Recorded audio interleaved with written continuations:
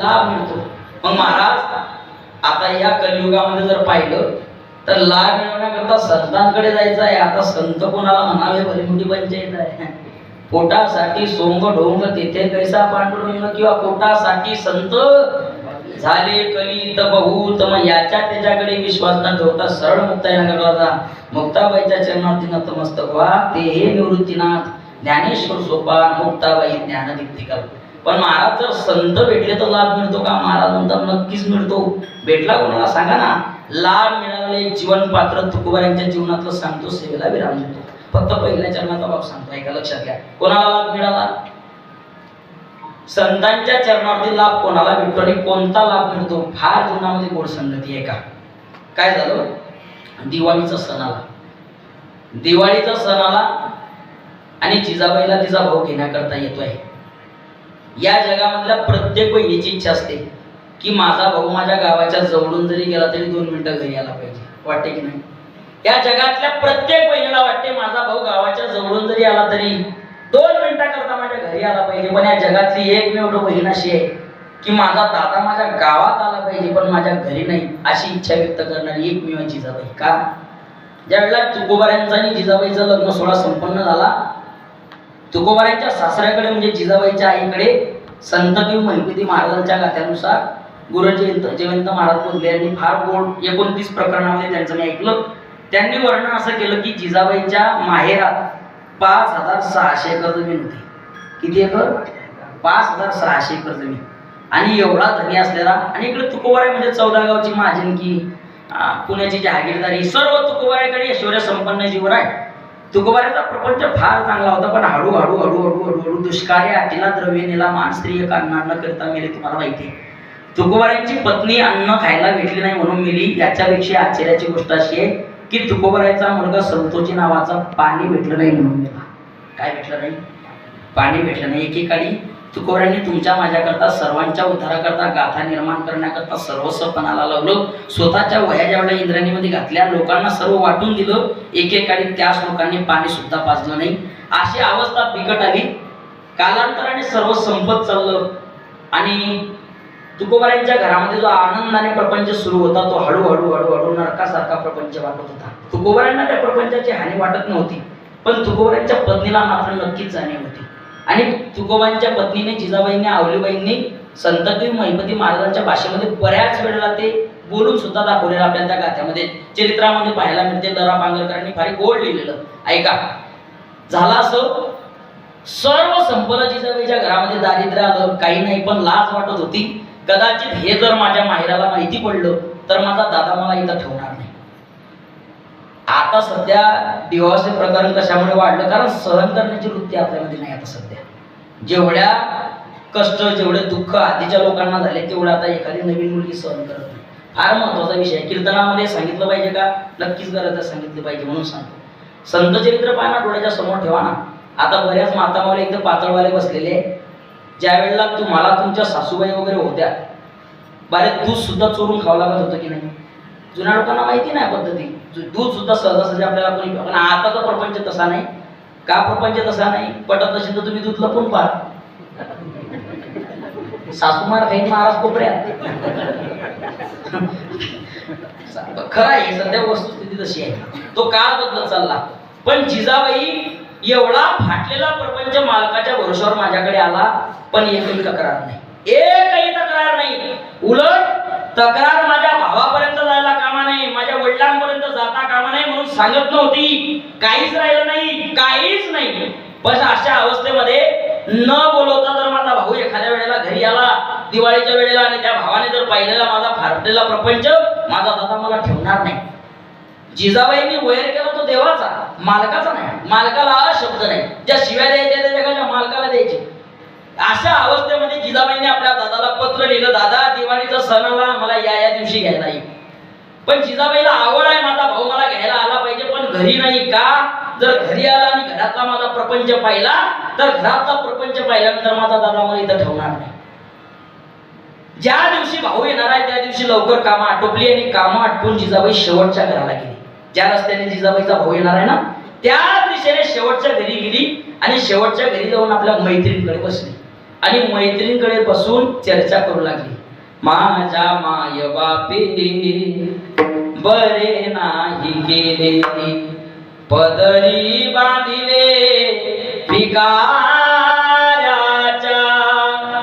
माझ्या चौघ बहिणी नांदती सुखानी, माझी करम रेषा ऐसी कैसी. दुष्काळी आटीला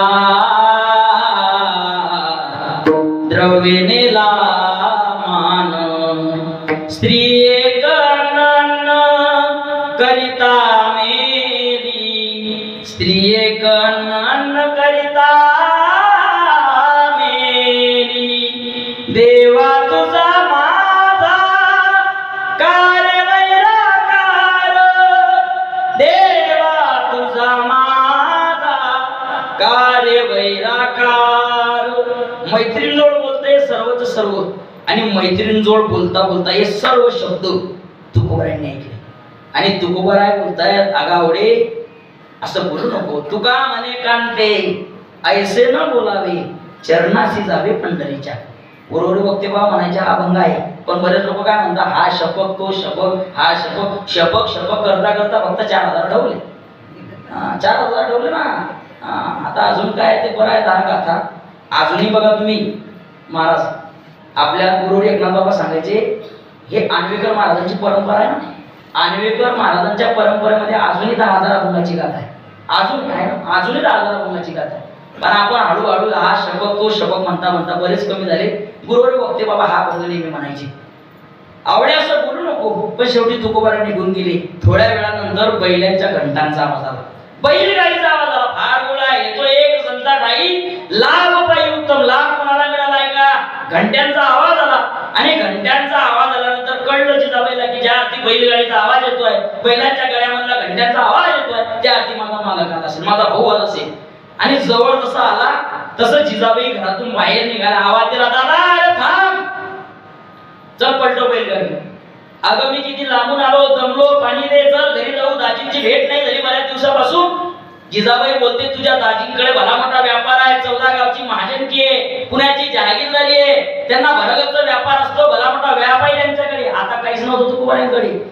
पण तरी सुद्धा आपल्या मालकाची बाजू म्हणते, तुझ्या दाजींना भलं मोठं कामात, चल लवकर पलटो, मला आईची आठवण येते, आईची भेट बऱ्याच दिवसांपासून नाही, चल पलटो बैलगाडी. शेवटी जिजाबाईने काही ऐकून घेतलं नाही, बैलगाडी पलटवली. बैलगाडीमध्ये बसल्या. जिजाबाई भावासमेत माहेरला आल्या. काय का माहेरला आल्या. आणि माहेरला आल्यानंतर 1 दिवस 2 दिवस 3 दिवस कशा तरी राहिल्या. रोज पाची पकवानाचा ताट पाहिजे. जिजाबाई ठसा ठसा रडायची.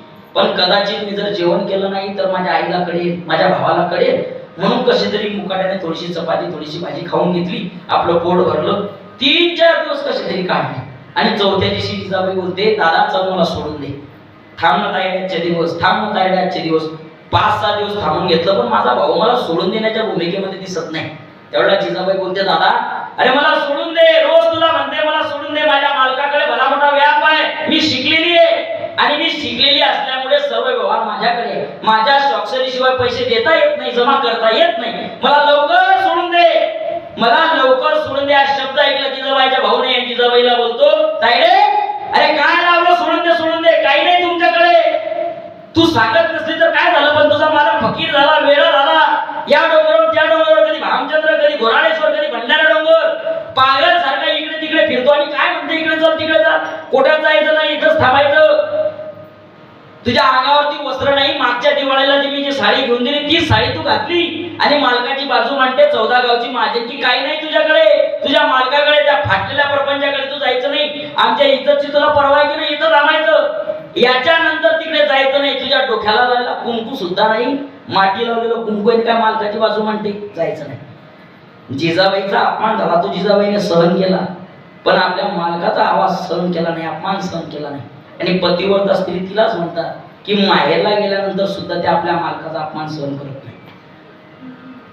दादा इकडे.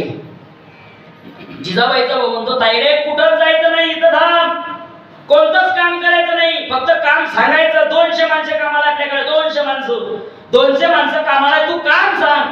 शब्द तोंडातून काढला की लोक करण्याकरता आहे. तू काही हात लावायचा नाही कोणत्याच कामाला, तू फक्त इथं थांब, तिकडे जायचं नाही. आता आमची इज्जतची पर्वा कर. जिजाबाईने लवकर भावाला बोललो, दादा इकडे ये. किती एकर जमीन आहे तुझ्याकडे? अरे 5600 एकर जमीन आहे. किती माणसं कामाला? 200 माणसं कामाला. दादा 200 माणसं कामाला आहे, माझ्या प्रश्नाचं उत्तर दे. दादा तू जर फेरफटका मारण्याकरता शेतामध्ये गेला, 200 माणसं कामाला शेतामध्ये, तू जर शेतामध्ये फेरफटका मारण्याकरता गेले 200 माणसं कामाला असताना तुझ्या पायात जर काटा टोचला तर कोण काढते रे दादा?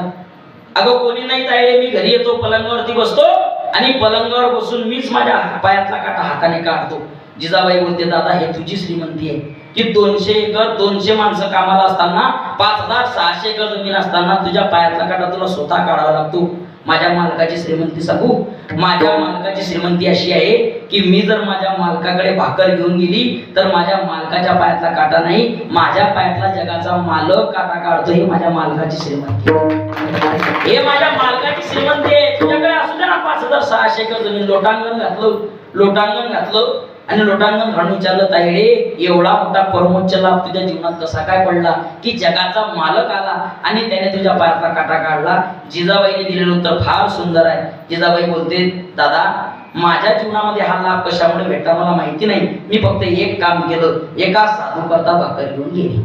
हे तो एक संता ठाई लाभ पायी उत्तम, साधू करता भाकर घेऊन गेली तर जगाचा मालक आला आणि पायातला काटा काढला, याच्यापेक्षा मोठा लाभ तरी कोणता? म्हणून महाराज आपल्या जीवनामध्ये लाभच पाहिजे असेल संतांच्या दिशेने जा. संतांकडे जर गेले, संतांची सेवा जर केली तर तुका म्हणे देवा त्यांची केल्या पावे सेवा. तुम्हाला वेगळी देवाची सेवा करायचं काम नाही, त्यांची सेवा करा. म्हणविता त्यांचे दास, त्यांचं दासत्व स्वीकारा. त्यांचं दासत्व जर स्वीकारलं तर पुढे आस मिळणार. याचं त्याचं दासत्व स्वीकारल्यापेक्षा संतांचं दासत्व स्वीकारा. माफी मागून एक वाक्य बोलतो, बरेच तरुण मुलं असे आज आहे की त्यांना 10 बाय 10च्या खोलीमध्ये मायबापाच्या पाय पडायची लाज वाटते. बरेच मुलं 10 बाय 10च्या खोलीमध्ये मायबापाच्या पाय पडायची लाज वाटते आणि तेच पोरं भर चौकामध्ये भाऊ आले की भाऊच्या पाया पडतात. भाऊ आहे की नाही, भाऊच्या पाया पडतात. माझी भाषा नाही, नाक मार्ग असं बोलतात. तरी घरी माता पित्रा दळ बोली ना संसारा, एर विश्वभरी आदरा मूर्ख जैसा.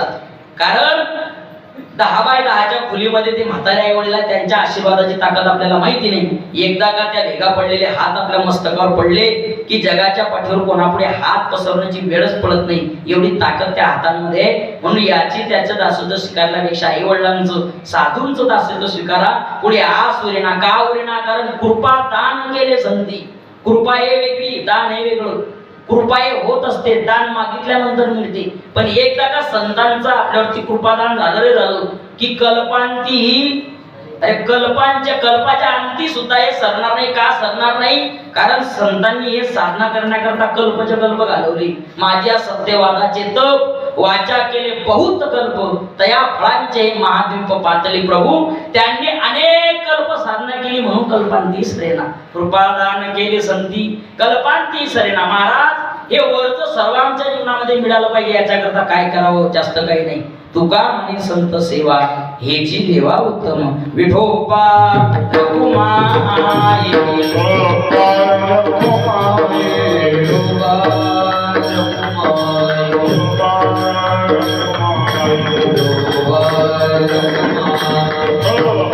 रघुमाई विठोबा महाराज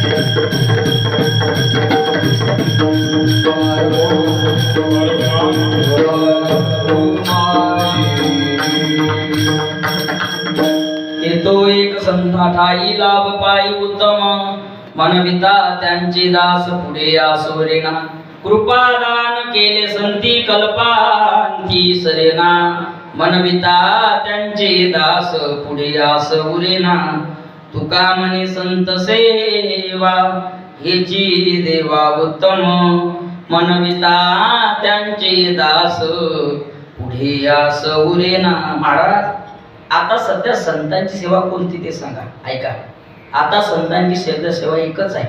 आपल्या जीवनामध्ये आपल्या कुटुंबातून कमीत कमी एकाने तरी मुक्ताबाईची महिन्याची वारी करणं ही संतांची सेवा आहे. आपला अधिष्ठान मुक्ताईनगरला केलं पाहिजे असं नाही.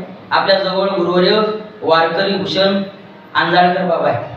महिन्याला त्यांच्या वारीला जरी नतमस्तक होण्याकरता गेली तरी संतांची सेवा झाली असं आपण गृहीत धरू.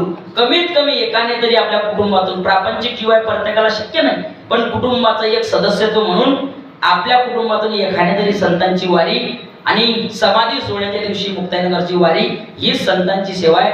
ही संतांची सेवा करा. येत्या 12 मे रोजी श्री संत आदिशक्ती मुक्ताबाई अंतर्ध्यान समाधी सोहळा आहे. सर्वांनी समाधी सोहळ्याकरता आपल्या जीवनातून भरमच्च वेळ आहे. मुक्ताबाई आपल्यावरती कृपा करण्याकरता आल्या.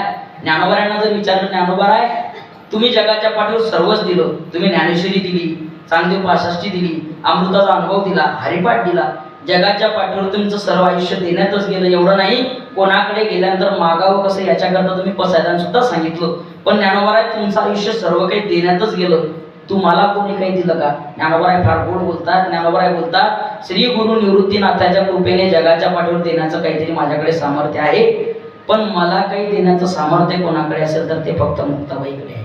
ज्ञानदेव म्हणे भली मुक्ताबाई दाखविली सोय आम्हाला. म्हणजे मुक्ती ज्ञानोबांना, चांगदेव महाराजांना, नामदेव महाराजांना काहीतरी देऊ शकते ते मुक्ताबाई आपल्याला निश्चितच देईल. म्हणून आपल्या जीवनामध्ये संतांची ही सेवा करू द्या. झालेली सेवा पंढरीश पांडुरंग परमात्म्याच्या चरणी, आईसाहेब मुक्ताबाईच्या चरणी, स्वानंद सुखनाशी गुरुनाम गुरु सद्गुरु जोग महाराज शिक्षण संस्थेच्या सर्वच गुरुवारांच्या चरणी समर्पित करतो. बोलण्यात काही प्रमाणात एखादी चूक झाली असेल तर तो माझा बुद्धीचा दोष, काही चांगलं वाटलं असेल तर जोग महाराज शिक्षण संस्थेचा आहे, आदिशक्ती मुक्ताबाईचा आहे. मी काही एवढा मोठा नाही, मी मुक्ताबाईचा सामान्य वारकरी आहे, पण एवढ्या भल्या मोठ्या दिव्य परंपरेमध्ये त्यांच्या छोट्या भावावर त्यांनी प्रेम करून एवढी मोठी संधी सर्वांची सेवा करण्याकरता दिली. आपली उपस्थिती जरी कमी असली पण ही भूमी चांगल्या पदस्पर्शाने पावन झालेली. इथं सेवा केली तर तुम्हाला तुमच्यापर्यंत पोहोचेल की नाही माहिती नाही, पण संतांच्या ठिकाणी संतांनी जिथं सेवा केली तिथं सेवा करण्याचे भाग्य आहे हे जगाच्या मालकापर्यंत नक्कीच पोहोचेल. म्हणून सर्वांनी त्यांच्याकरता सेवा केली. सर्वांच्याच प्रेमास्फूर्ती. मी काही एवढा विद्वानी नाही, आपल्या काही प्रमाणपाठ नाही, पण जवळ हे सगळे यांच्याकडे पाहिल्यानंतर उभं राहिल्यानंतर जरा आपल्याला भीती वाटते. पण भीती वाटण्यासारखं काही वाटलं नाही. का संतेचं कारण आहे, मी काही जरी बोललं असता तरी ते कौतुकानंच माझ्याकडे त्यांनी पाहिलं असतं आणि ते कौतुकातून गोड करण्याकरताच उभे सर्वांच्या चरणावरती नतमस्तक होतो. एखादा शब्द चुकीचा निघाला असेल तर माफी मागून बोलतो.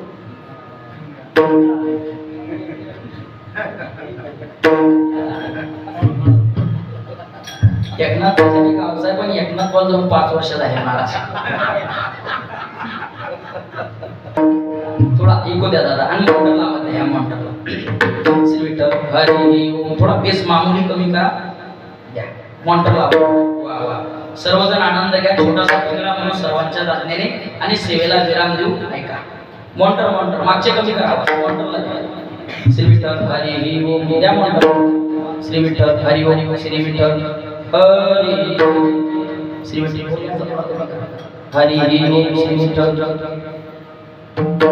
हे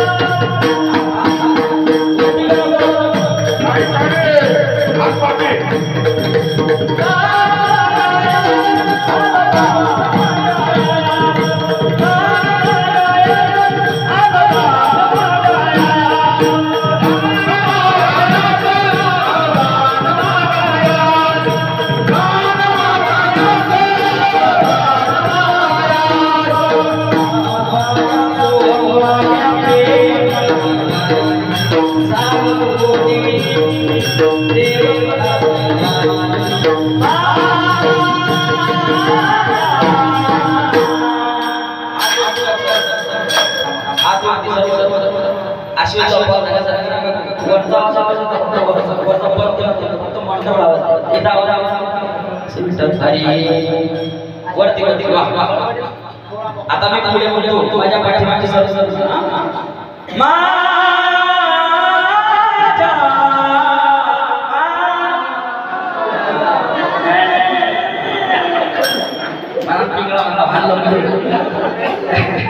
वरती त्या सर्व तुम्हाला देवाची शपथ आहे देवाचा आपला तुमचा मावसायचा लागतो ना वरती त्या सर्व बोला माझ्या पाठीमागे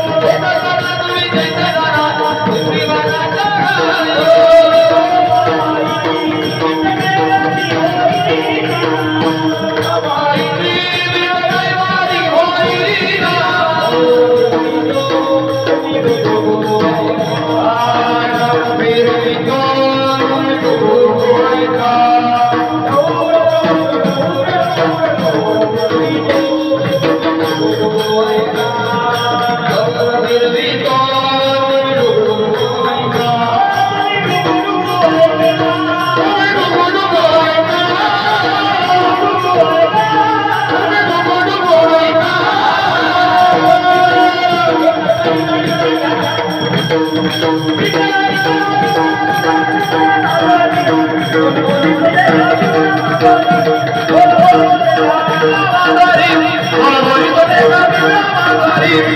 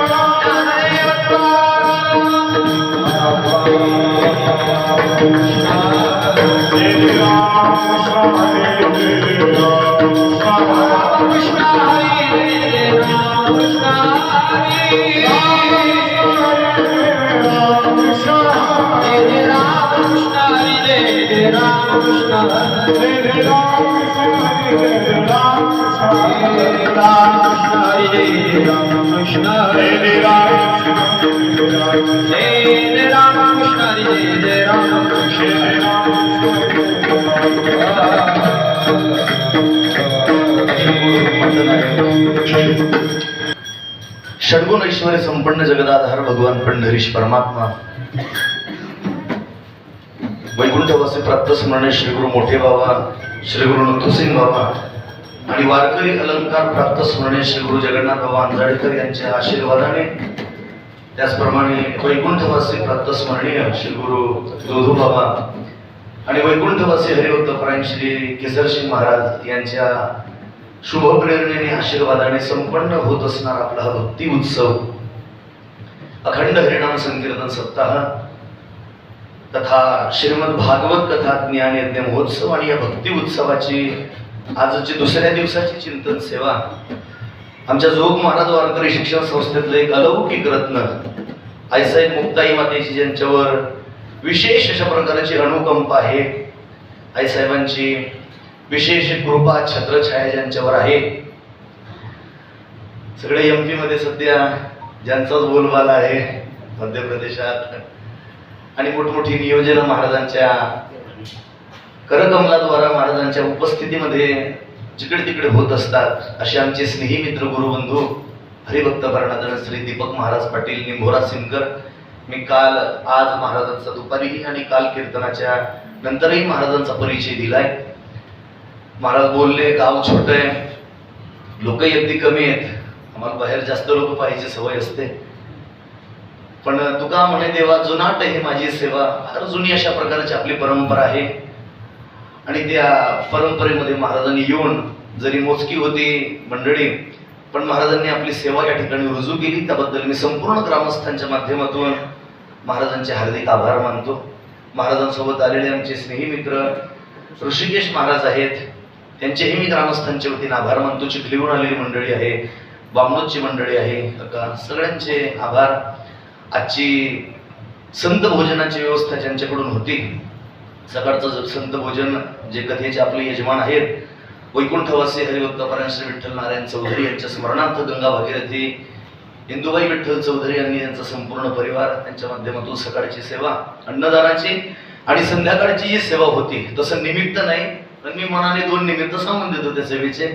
आजच्या संध्याकाळची कीर्तन सेवा, त्या कीर्तन सेवेचे यजमान म्हणजे संत भोजन आणि कीर्तन सेवेचे यजमान अशी आपली नेहमीची जी संध्याकाळची परंपरा, ती वैकुंठवासी नानासो दत्तात्रय दौलत चौधरी यांच्या स्मरणार्थ म्हणा किंवा आपल्या द्रविण बापूंना नाद झाली म्हणजे आमच्या चेतनला कन्यारत्न प्राप्त, निमित्त ते नाही आहे पण मी म्हणाले की दोन्ही निमित्त लावून देतोय. चेतनला कन्यारत्न प्राप्त झालंय आणि त्या प्रित्यर्थ आमचे बापू रवींद्र दत्तात्रय चौधरी यांच्याकडे आजची कीर्तन सेवा होती, म्हणजे रवींद्र बापूंकडची आजची कीर्तन सेवा होती, याचा अर्थ किरण अण्णांकडची अजून बाकी म्हणा ना, अजून तसं अण्णांचं आमचं सप्ताहाच्या आधीच बोलणं झालं होतं सप्ताहात करू की नंतर, पण मीच म्हटलो सप्ताहात करण्यापेक्षा आपण तिकडेच नंतर सप्ताह झाल्यानंतर एक पुन्हा कार्यक्रम आपला तो करू. तसा अण्णांकडचा कार्यक्रम राहिलाय.